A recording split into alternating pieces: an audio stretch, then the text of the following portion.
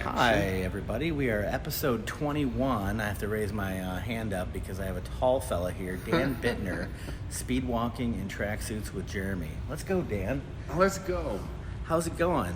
It's going all right. Is this your regular workout day here at the Y? It is. It's a Monday, and Monday's always been a, kind of a build back better day, after the weekend. I like that. Build back better. Yeah, you got to work it in. There's so many nuances to build back better. A lot of them are overlooked. I've been making Jeremy great again for the last 30 days. Say again? Making Jeremy great again. If you're doing build back better, I was just trying to be the antithesis. You got to remember now, you're quicker witted than I. Well, I don't know. You kind of store it in there and they sing out. And we'll have to be careful what might come out. Is this your regular workout attire, or is this just for me? Well, this is for you, and hopefully, I'm going to develop a fan club here. Well, I need to look into the camera. You don't currently have a fan club? Slow in building. Do you have grandkids yet? I do have grandkids. Yeah? So you got a fan kid. You got 2 fan club members. Yeah. I bet. I'm doing all right on that. They like me, So, yeah, it's pretty cool. For those that don't know Dan Bittner, tell everybody about who is Dan Bittner. Oh, God, that's a lot of pressure. Ice fisherman? I do like to ice fish. I like to bass fish. Tinkerer? Yeah, I work on the kids' houses, which was a foolish thing. Don't ever buy your kids' houses and work on them. I've told my daughter from day one, even before she understood words, I was like, listen, I'm not paying for stuff, so figure it out. Yeah, no, it's got in the way of my golf game. I used to have time for that. Now it's like You're a handyman? I don't know I miss it, which is kind of like dumbfounding that I can actually get a thrill out of painting a room. We should go golfing this summer. I'm a horrible golfer, but I enjoy the camaraderie of the sport. Sport does have that. Well, they're sort of like having a beer and driving a golf cart. It just makes me feel like I'm breaking some rules that was told I wasn't supposed to. We do have less rules that we can break these days. It's like the world's coming to us. And golf's an elitist sport. I feel like it's like boating. With boating and golf, there's like all these like special rules that you can do as long as you can afford to do those things. Have a boat or a membership at the club, you get to drink and drive a little bit more than everybody else. I think that's one of the privileges, which is not something that I'm promoting as much as saying that these are elitist rules. I remember learning that the blood alcohol level was different when you drove a boat than when you drove a car, and I thought, what lobbyist made that happen? Was it the boat lobby? Then one had to ruin it. Yes. No. Golf is interesting like that because I think I've shot my best rounds completely sober, and then I've shot my best rounds really not sober. So that was then. That was before. Now that I've kind of fallen out of it seems like I would golf more with retirement, but I don't.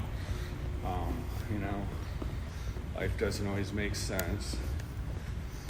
And you used to work for the city of Battle Creek, yeah? That's when we met when you were a city of Battle Creek tech team member? Yeah, I was thinking about that. I think Scott introduced me to you. Yeah, Scott Parker. From Green Drinks. Yes, Green Drinks. Because you were one of the founders, I believe. I was not. No, but you were part of the... But I was just, I think I was on the leadership committee or something at one point. Where we planned them. It was pretty, that was Christine Kosmowski and Sue Anderson and Tiffany. Yeah, smart people. Yes. It was interesting. And we drank beer. At the brewery, which is a greener drink than from somewhere else because it comes from close by. It's got a small carbon footprint, brewery beer. That was cool. Like, who would have thunk it that the Kalamazoo Arcadia would not survive. There's sarcasm in there. Good riddance. I loved Arcadia and Battle Creek. I really did, and that's where I got to know you and all of your club members, BC Man. So there. That's where we started it. Yeah. I made a lot of friends at that bar. I owe that brewery a lot of friendships, and I'm really actually still quite pissed at them for shutting down in Battle Creek and leaving. Yeah, it was, one of those places that, I got to know a lot of people, and then often, because I used to drink that nut brown there, I wouldn't remember, like, anything. The stuff had an effect on me, but it was damn good.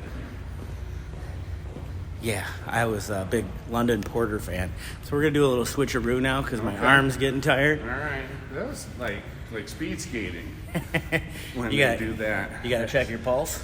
Yeah, no, they do the crossover. Oh, yeah. No, I'm really... Don't they? I haven't watched it in a while. Some people say that I've got moves like Jagger. Yeah. Other people that have ever danced with me don't say that. There's not much to look at. Well, after a while, though, it's been a long weekend. I got to do more squats. Yeah, we're going to do those at some point. That's one of my main things now that I've got old itis. I have to do squats all the time because they're good for your back. Let's work. I need some. I need a training assistant and somebody to spot me. I'd love to work out now that I've got this membership here at the Y Center. I forgot to mention too, this episode is sponsored by the Y Center. Thank you, Y Center, for sponsoring episode 21 with Dan Bittner. And thank you, Y Center, for letting me continue to show up here. I'm surprised you haven't been banned. There's only a few places you're allowed to go anymore, right? Oh, when I was doing that, when I did the class up here was the stretching. And I did yoga years ago, and I tried Pilates, but that's sometimes difficult. But wait, it's called Pilates? I thought it was called Pilates. Okay, it could be, like if you're French. Pilates. But I always had to tell him, I said, I'm sorry, but I'm going to make painful noises, and you're gonna accidentally swear at some point, because, the stuff hurts. I learned yoga at this Y back in 2001. 2001. I used to come here three times a week. Because it had a lasting effect on you. Well, so if I were to practice yoga more, I would say yes, but I don't practice it enough. But whenever I do, number one, I have body memory of everything that we did back in 2000, 2001. So whenever I want to do yoga at home, I have a pretty good idea of what I want to do. And I take to the floor and I stretch and breathe. Really, I think what's funny about yoga is that way back then even, but I remember when I first got a yoga book from a old dusty bookstore in Dayton, Tennessee on the top of a mountain. I was really interested in Eastern cultures, and so I started practicing it on my own. And then I ended up taking a class too. And it's funny, I remember people saying, like, you do yoga? That's some weird, weird Indian stuff or whatever, whatever xenophobic thing they had to say about something they didn't understand. Right. And the same people that are related to me that said that back in the late 90s, early 2000s, are all doing yoga regularly now, which I think is basically what I'm saying is I'm a trendsetter, Dan. I brought yoga to America. I do not find it hard to believe that you're ahead of your time. I of course seen many interviews with Tom Brady, but it was like 5 years ago, or maybe a little more. He says, "No, I don't lift any weights anymore." And says, it's all about, of course, endurance and flexibility. So his training was, I need to throw a ball. I need to get away from the defenders, but I don't need to be strong because it will hamper my, motion. Right. Huh. So it was like I took a page out of that. It's like I don't have to lift anymore. Some people call me the Battle Creek's Tom Brady. Yeah. I haven't heard of that yet. No, you won't. Well, I've been kind of. I've laid low for the last few years after. Well, again, Arcadia was really good for this place, and it was really good for social connections. That third place, and I'm finding it in other places, but I'm also. You're still out at the Eagles, right? No? I don't go to the Eagles. You get kicked out? Huh? Not yet, but just it's not my jam. I'm sure I will someday if I give them the opportunity. It's like us playing poker at the PNA. Yeah. Speaking of not my jam. Yeah, I don't really have a watering hole anymore, but mostly that's because I have a 7-year-old. So yeah, she hasn't been experimenting with alcohol. She doesn't like to drink yet. So beer. They do something with beer. They make it, like coffee. It's a good. You have to bleep the shitty taste. It's a diuretic. I was going to go with more of that taste. Oh, we can say shitty. Okay, it's a good shitty taste. Beer and coffee. Shitty bang bang. But so here's one for you then. Yes. With the rise of edibles. Why do they make edibles, the magic gummies, taste so damn good? Like, isn't that shouldn't they make them you should only have one. Yeah, so they should make it horrible. Terrible. So, a kid doesn't get a hold of them. So they're just going to eat a bag of those. A kid? Every time I eat one. I don't worry about you. Every time I eat one, I want to eat 7 of them. Yeah. Because they're so good. But that's exactly it. I've been asking the edible companies. I haven't really, because I don't have a line directly to their innovation team. But if you're listening, Dixie Brand or whomever, I want an edible that does not have anything in it. I want you to sell it like a companion bag, where like I buy 10 of these and they're the fun kind, but I get 100 of these so that I can eat while I'm eating the fun kind. Oh, yeah. Just gummy bears. Yeah, because the first ones I had were mango. And it was like, I never liked gummies. They were never that good. Yeah. So, I don't really worry about the adults in our society, but, kids have to be getting a hold of these things. Probably. We like to keep them locked up in the cupboard. Yeah. But I bet. I just like kids have gotten a hold of things throughout the years. Sadly, when I was a teenager, it was not hard for me to find the things that I thought I wanted to tinker with. Let's just say that. Whether it was, we're really talking about bad behaviors at the Y Center today, but this is why we're at the Y, so that we can undo lots of bad behaviors. We're undoing a weekend. Did you have a good weekend? Nothing spectacular. I had to do my taxes. You can't believe that the extended dates just crept up on me. So did you oh shoot. Oh, well, I don't know what I was going to say. I guess it's too many gummies. Let me chime something in here then, all right? Yeah, please do. So today is the Boston Marathon is starting around now. Really? And I was wondering if this is like a precursor. All of a sudden we're going to break out and run, which I believe would be cheating in the speed walk. Right. I think there's another name for it. Pedestrianism. Yeah, prancer size. I hadn't heard that one. But yeah, speed walk, walk race. So I'm training for a 1K. I've been training for 20 days. Actually, starting on really today, I'm supposed to go from a half an hour a day to an hour a day. Now I'm training for an Italian-French marathon, actually. My family and I are going to Italy and France this summer. All right. And yeah, that's cool. We're going to be walking a lot because that's what happens when you go on vacation, but particularly there's a there's a lot of walking. They're definitely more walking cultures than ours, and and I don't want to be sore.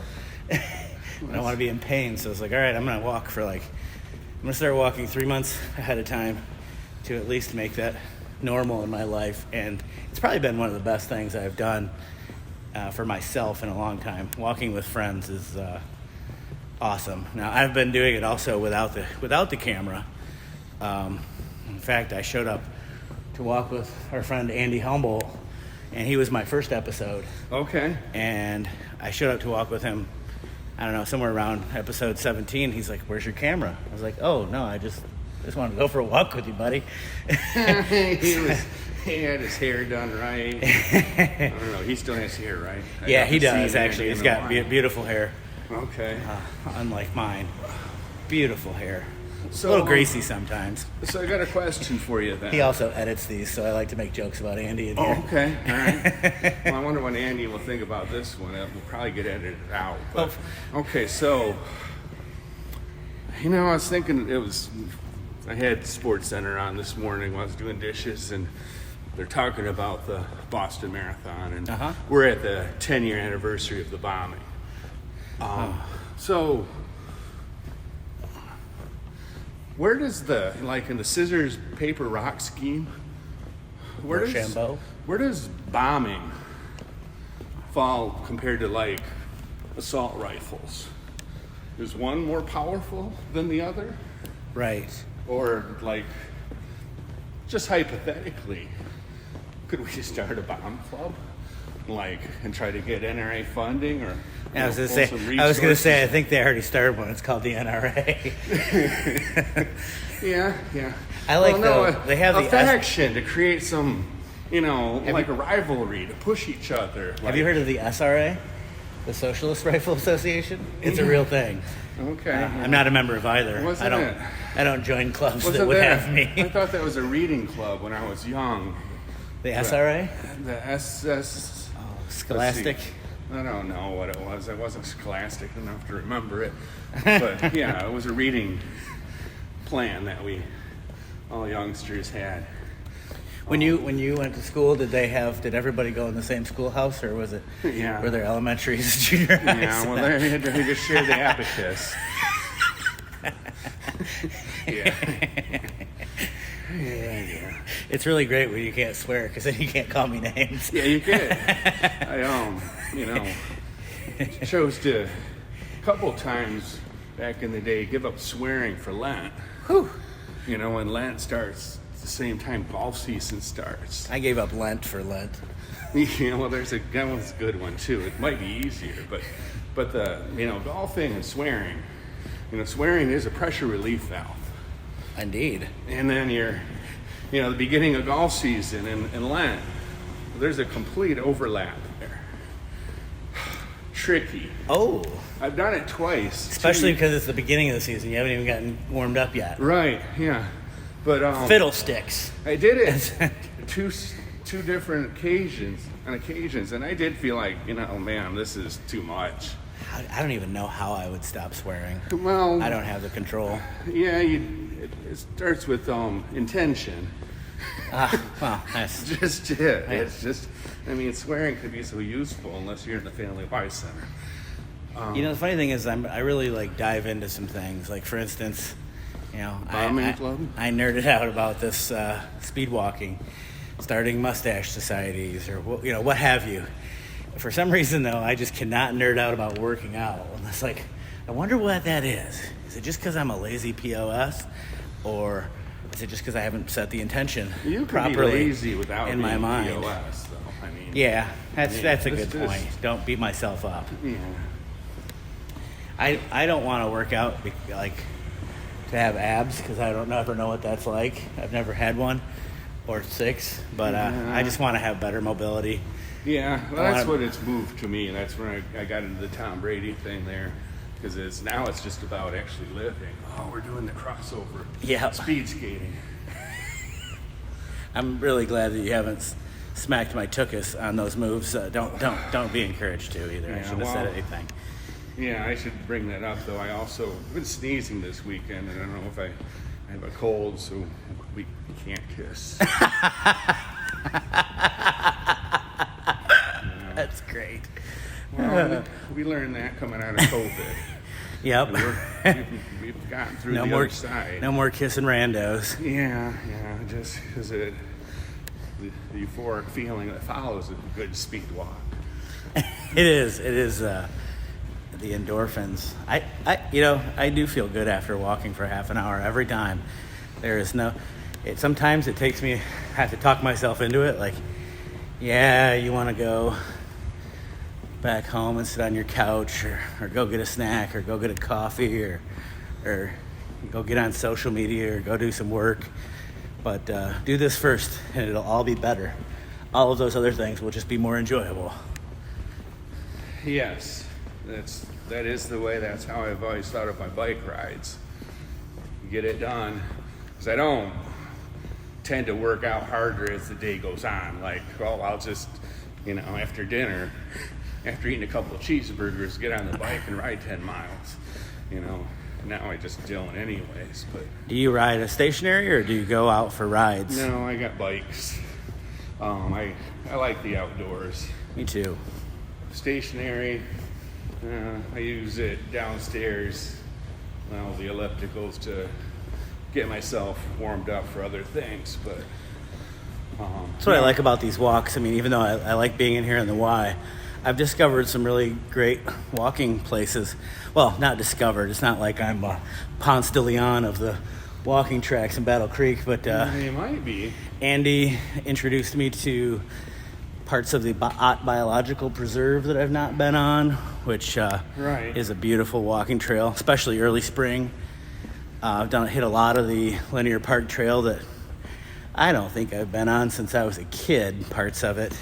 I mean, I've been on it, but not some of the parts. And just walking around downtown a lot. I used to spend some time walking around downtown, but it was always like after 10 p.m. and I don't really recall what occurred or where I was walking. Right. And it was mostly, tomfoolery and nonsense. There's not like this show, which is serious. This is serious. I mean, but no, there is a thing about walking carefree in some neighborhoods. Ignorance is bliss mentality. I did it and I turned out okay. Well, that's debatable. It is. That was the point. Everything I did led up to this. One of my favorite things that people say is when you say, how you doing? The people that say, living the dream. Now, number one, get a new catchphrase, guys. This is from like 97.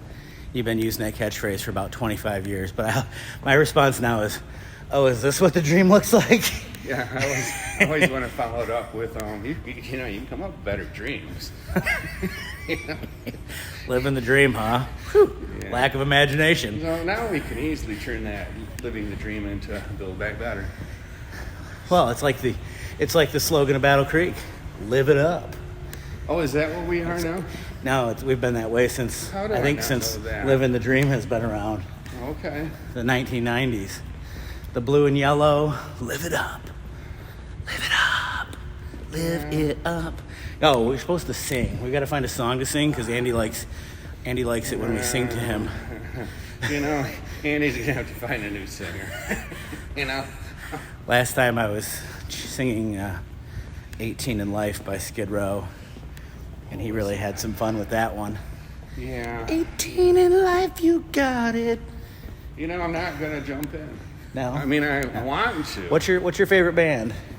You got a favorite one? You got a top 10 albums? It's always hard to do that. I don't know about albums, but I like System of a Down, but I haven't really gotten into much of anything anymore now that Pandora, just you plug it and it just goes. Can you sing me a line from System of a Down? I can hear it, but I don't know the words. It's like, da-da-da-da-da-da-da, but you wanted to.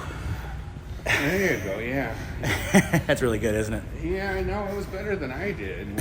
you went with that one, I just went through all these songs that I really like, and I'm coming up with nothing. I learned about System of a Down the first time when I lived in France in 2002. This kid was driving me home, and he's like, "You like System of Down?" And I was like, "What? I don't even know what this is. What are you talking about?" And he played it, and I was like, And I'm not necessarily a heavy metal fan, but I'm not a heavy metal fan. It's just it's not my number one go-to, and if it is, it's going to be Pantera's Vulgar Display of Power or Master of Puppets, but that's really played out, but I still like it. But System, which, by the way, they tried to be System of the Down, but it was taken. They got copyrighted out of that, but they're extremely politically interested, politically involved with Armenia and That's where they're from? Turkey, and yeah, they all came from, I believe, Armenia, which is crazy. They ended up, all four of them, going to a school in California, outside of Los Angeles. Inside of Los Angeles? And they met in grade school. And they all end up having that much talent. So, no, Serge is a very interesting being. So, is that one of the bandmates? yeah, he's their front man. Sorry.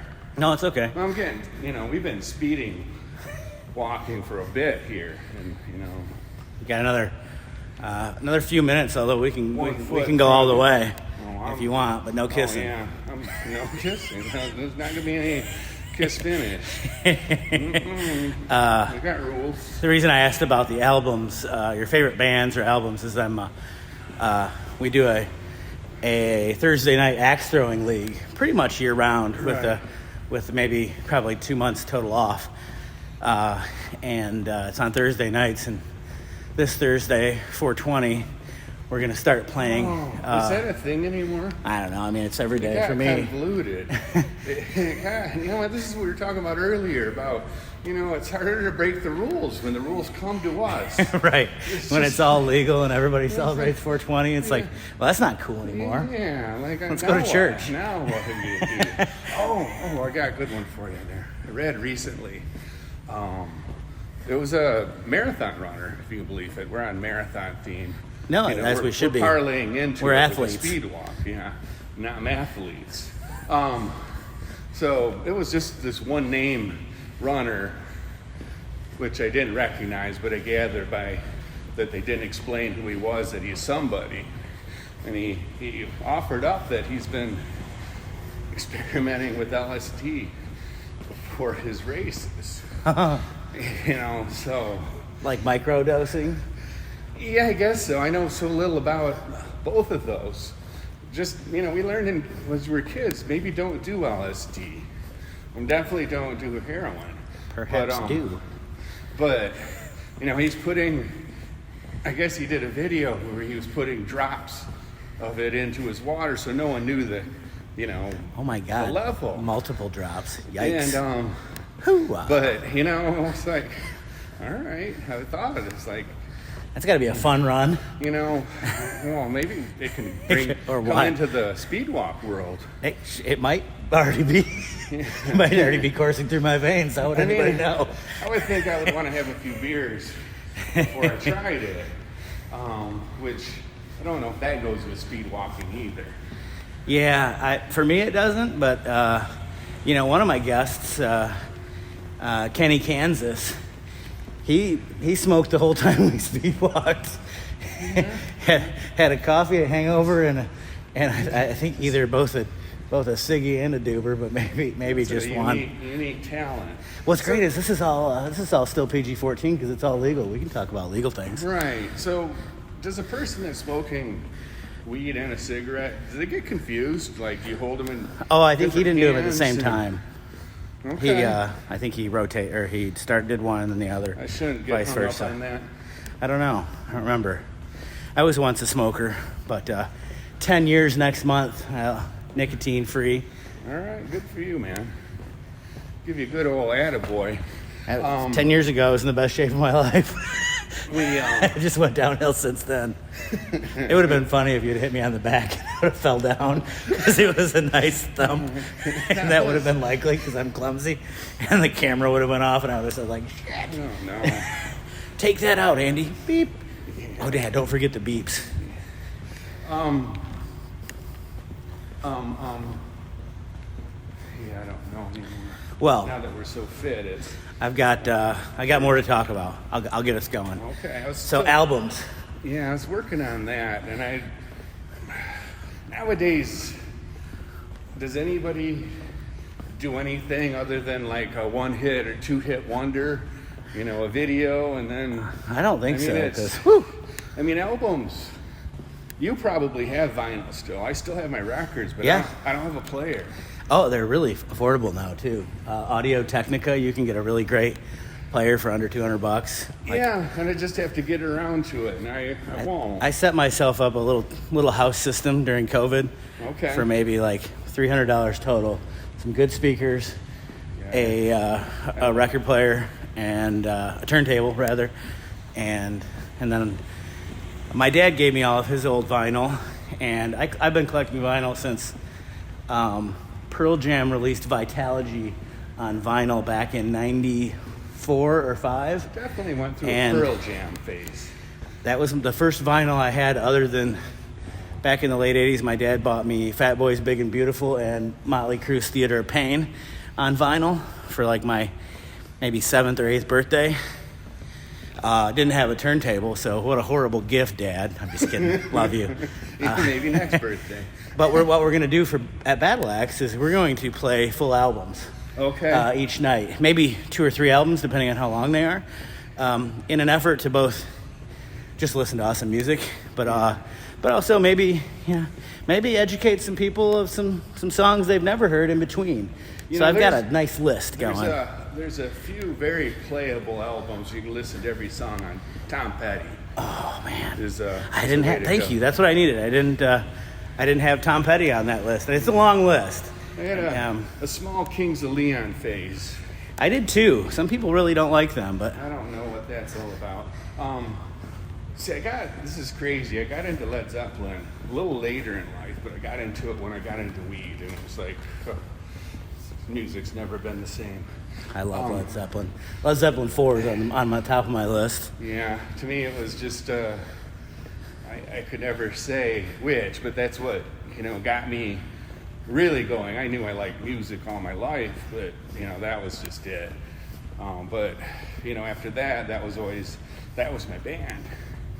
Then you keep getting older and, all of a sudden it's like, okay, I already listened to them 10,000 times. Grateful Dead is probably that for me.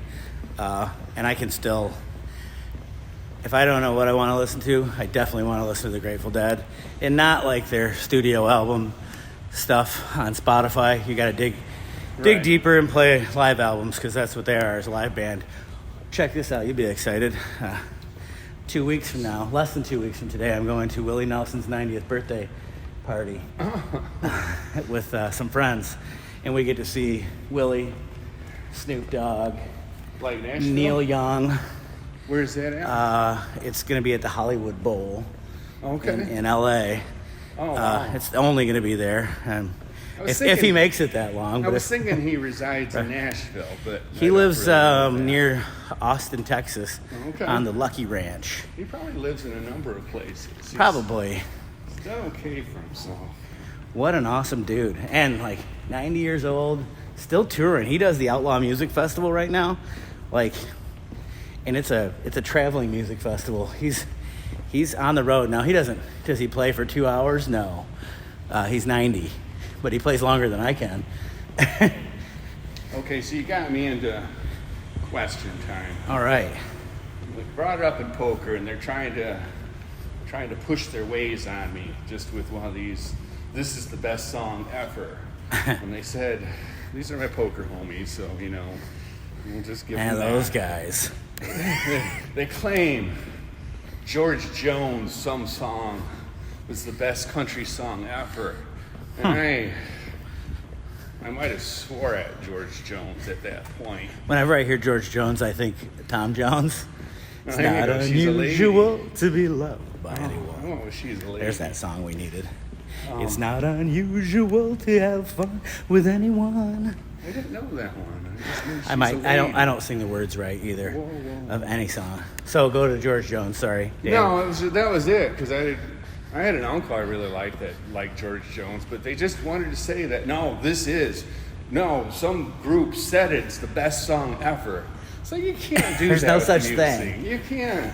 There's no such thing as the best ever of anything. It's subjective. I didn't. Every time they bring it up or I hear a song I don't like, I said, I like this song better than George Jones. It's nothing against George. I've never met him. No, Pretty sure he's dead. I used to say I didn't like country music, but as it turns out, I love country music.